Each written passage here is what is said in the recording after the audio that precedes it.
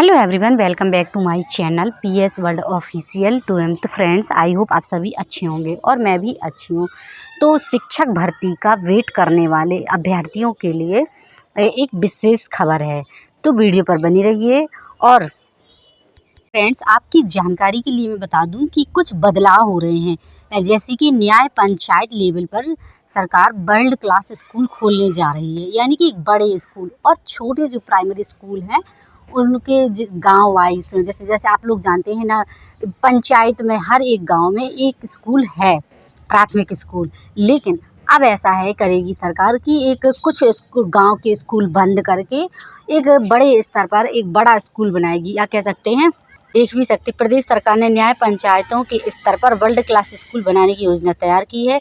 स्कूलों में ट्रांसपोर्ट की सुविधा भी होगी। न्याय पंचायत स्तर पर 12वीं तक बनेंगे वर्ल्ड क्लास स्कूल।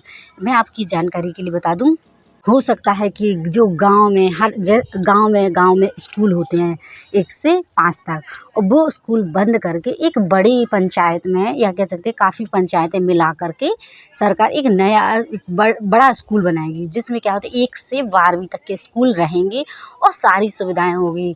जैसे कि आप लोगों को बता दूं, जैसे जनरली होती हैं ट्रांसपोर्ट, यानी कि बसें वगैरह चलना, सारी चीज़ें, बच्चे बस से आएंगे जाएंगे, और खेल के मैदान, सारी चीज़ें जो सुविधाएं प्राइवेट स्कूलों में होती हैं वो सारी सुविधाएं सरकार देगी। लेकिन कुछ स्कूल बंद करके, तो आप लोग तो ये समझ ही पा रहे होंगे, जैसे कि एक तो रोज़गार मिल ही नहीं रहा है स्कूलों, जो गांव-गांव में स्कूल है तो वैसे भी टीचर कम है, और जो गरीब परिवार के बच्चे होंगे तो वो कैसे ही जा पाएंगे।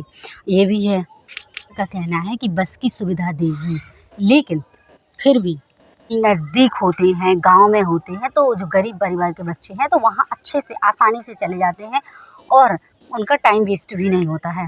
कि ये तो प्लानिंग है सरकार की, या कह सकते हैं एक सिर्फ और सिर्फ अभी एडवर्टाइजमेंट है सरकार का। लेकिन क्या होता है, जैसे कि मैं आप लोगों को बता दूं, सरकार ने, आपने देखा, बहुत सारे वादे किए हैं, काफ़ी सारे ऐसे वादे किए हैं जो कभी पूरे ही नहीं हो सकते और ना कर सकती है।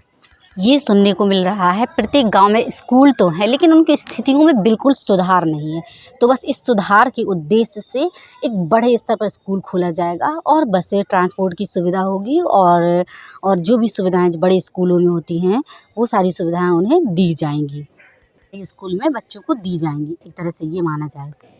हालांकि ये प्लानिंग स्टेज में है, लेकिन जिस तरह गांव के स्कूल पद्धति को हटाने की बात की जा रही है और नगर पंचायत में स्कूल खोलने की बात की जा रही है, तो उसी तरह है कि कहा गया था चप्पल पहनने वाले हेलीकॉप्टर में बैठेंगे।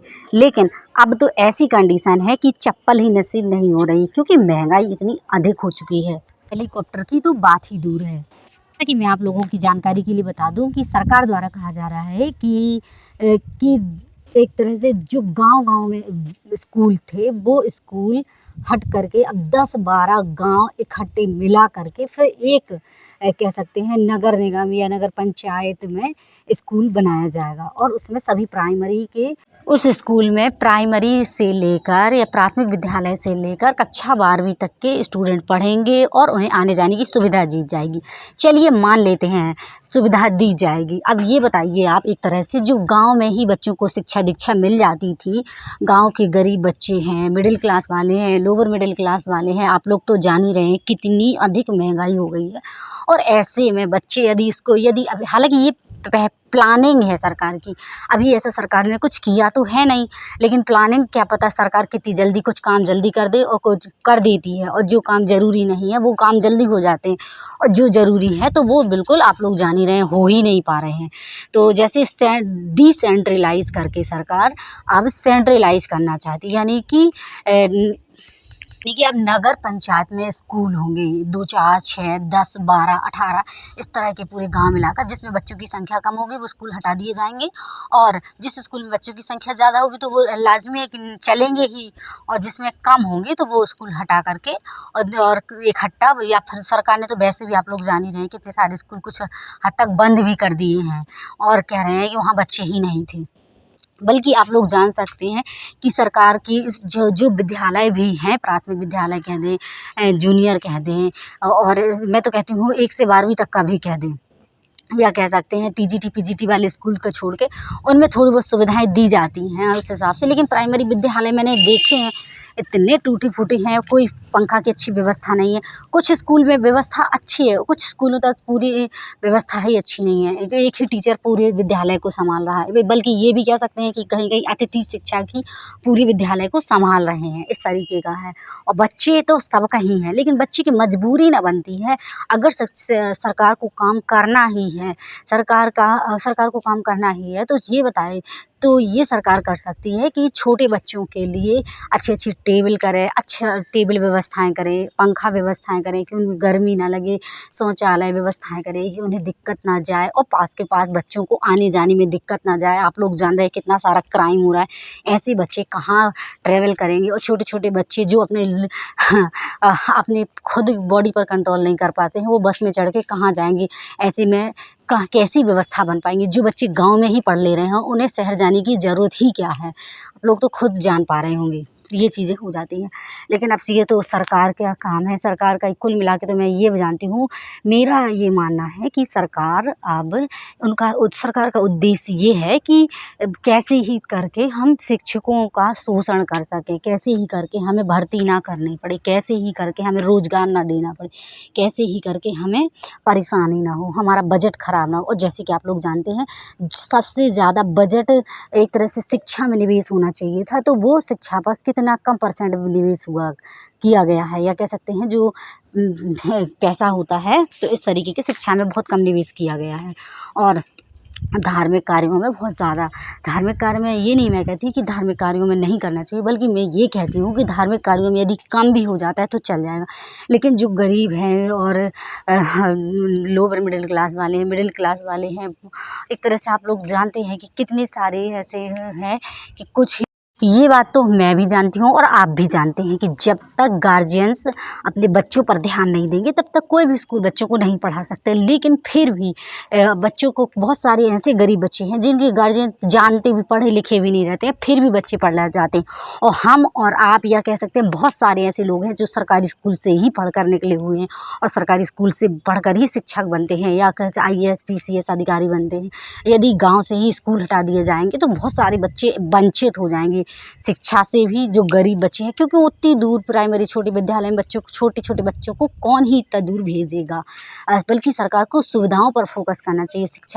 अगर शिक्षा सर्व शिक्षा अभियान सरकार चला रही है तो सीधी सी बात है, सरकार को सुविधाओं पर फोकस करनी चाहिए, ना कि और आप लोग देख ही रहे हैं, ना कि ये करके कि स्कूल बंद करके एक बड़ी व्यवस्था की जाए, चेंजेस किया जाए। तो ये चेंजेस मुझे तो अच्छा नहीं लगा, मुझे तो ना समझ आया। यदि आप लोगों को समझ आया हो और आप लोग सहमत हैं तो ज़रूर कमेंट में बताइएगा। मुझे ना ये समझ आया।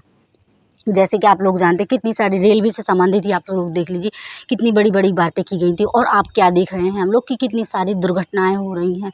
और बहुत सारी ट्रैवलिंग से, रेलवे की सुविधाओं के संबंधित, बस ये है कि जो प्राइवेट ट्रेनें हैं उनमें वो सुविधाएं अलग ही हैं। और जो सरकार कह रहे थे कि अच्छे गरीब लोगों के लिए चलाएगी, ये चलाएगी, वो चलाएगी, तो किसी में भीड़ भड़ाका कोई सुविधा नहीं, कुछ नहीं। कितनी सारी घटनाएं हो रही हैं, आप लोग तो जान ही रहे हैं। कहीं ट्रेन में पटरी में दिक्कत आ जा रही है, कहीं कुछ आ जा रहा है, इस तरीके की बहुत सारी, कितनी सारी ट्रेनें पलट ही जा रही हैं। कहीं आप लोग जान रहे हैं कि बांधों की जो व्यवस्थाएं हैं वो सही से नहीं की गई हैं। हार तो नहीं हुई है, सरकार तो बीजेपी की है, लेकिन फिर भी थोड़ा सा जो परिणाम होता है तो वो परिणाम डगमगा गया है। तो इस तरीके से, और इस वजह से हो सकता है सरकार थोड़ी सा, जो हमारे मुख्यमंत्री राज्य सरकार है, तो थोड़ा सा तो फोकस्ड हो जाए। और जैसे आप लोग जान ही रहे हैं, बिहार में कितनी सारी भर्ती आ रही है, लेकिन हमारे यूपी में 6 साल हो गए, 7 साल हो गए, और भर्ती नहीं आ रही है। और सुनने को मिल रहा है कि अब सेंट्रल बनेगा, कहीं कुछ बनेगा, और डिसेंट्रलाइज जो है वो हटा दिया जाएगा, यानी कि विकेंद्रीकरण हटा के केंद्रीकरण कर दिया जाएगा। तो मैं आपको बता दूं कि ये मान के चलिए कि 1,55,000 पुलिसकर्मियों की नियुक्ति और 1,54,000 शिक्षकों की भर्ती प्रक्रिया पूर्ण, यानी कि 7 वर्षों में इतना हुआ है। और जैसे आप लोग जानते हैं कि कितनी 5 लाख की बात हुई थी कि सरकार को 16 लाख की युवाओं को रोजगार दिया जाएगा। तो आप लोग ये सोचिए कि कितने % हुआ। तो इस तरीके के है, और वो भी 6-7 साल पहले, बल्कि नई सरकार आ भी चुकी और जा भी चुकी। इस तरीके से पुरानी सरकार जा चुकी, पुरानी सरकार क्या, एक तरह से सत्र की बात कर दें, एक तरह से 5 साल का जो चुनाव होता है उसकी बात कर दें, तो वो भी चेंज हो चुका है, आप लोग जानते होंगे। माननीय मुख्यमंत्री जी एक बार आए, जिस समय शिक्षक भर्ती हुई थी, और फिर दोबारा आके दोबारा भी बन चुके, और फिर से चुनाव होने वाला है 2 साल के अंदर। ये चीज़ें हैं।